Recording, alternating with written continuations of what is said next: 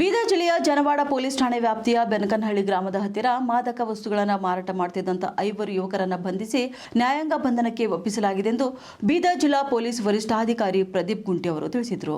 Police ವರಿಷ್ಠಾಧಿಕಾರಿಗಳ ಕಚೇರಿಯಲ್ಲಿ ಪತ್ರಿಕಾಗೋಷ್ಠಿ ನಡೆಸಿ ಮಾತನಾಡಿದಂಥ ಅವರು, ಬೀದರ್ ಜಿಲ್ಲೆಯನ್ನ ಮಾದಕ ವಸ್ತುಗಳ ಮುಕ್ತ ಜಿಲ್ಲೆಯನ್ನಾಗಿ ಮಾಡಲು ನಮ್ಮ ಜಿಲ್ಲಾ ಪೊಲೀಸ್ ತಂಡವು ನಿರಂತರವಾಗಿ ಮಾದಕ ವಸ್ತುಗಳ ವಿರುದ್ಧ ಕಾರ್ಯಾಚರಣೆ ನಡೆಸುತ್ತಿದೆ.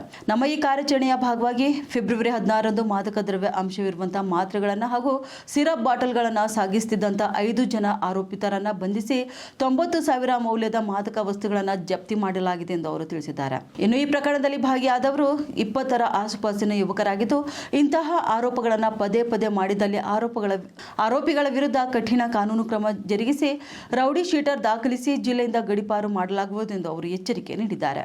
ಜನವಾಡ ಪೊಲೀಸ್ ಸ್ಟೇಷನ್ನಲ್ಲಿ ನಮ್ಮದು ಒಂದು NDPS ಪ್ರಕರಣ ದಾಖಲಾಗಿದೆ. 16ನೇ ತಾರೀಕು ಒಂದು ರೈಡ್ ಮಾಡಿದ್ದೇವೆ. ಖಚಿತ ಮಾಹಿತಿ ಮೇರೆಗೆ ಸುಮಾರು ಒಂದು 5 ಜನರು ಬೆನಕನಹಳ್ಳಿ ಪ್ಲಸ್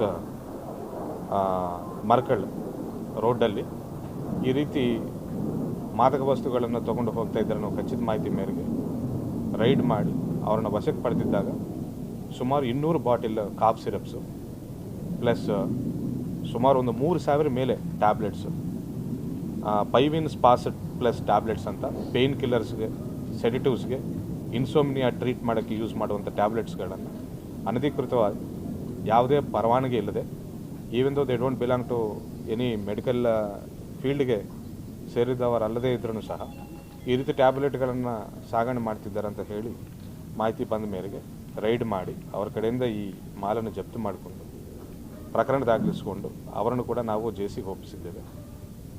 5 ಆರೋಪಿಗಳಿದ್ದಾರೆ. ಇವರು ಲೋಕಲ್ ಹುಡುಗರನ್ನು, ಸ್ಟೂಡೆಂಟ್ಸನ್ನು, ಕಾಲೇಜು ಸ್ಟೂಡೆಂಟ್ಸನ್ನು ಗುರಿಯಾಗಿಸ್ಕೊಂಡು ಈ ರೀತಿ ಕಾಫ್ ಸಿರಪ್ಗಳನ್ನು ಪ್ಲಸ್ ಟ್ಯಾಬ್ಲೆಟ್ಗಳನ್ನು ಮಾರ್ತಾ ಇದ್ದಾರೆ ಅಂತ ನಮಗೆ ಮಾಹಿತಿ ಸಿಕ್ಕಿದೆ.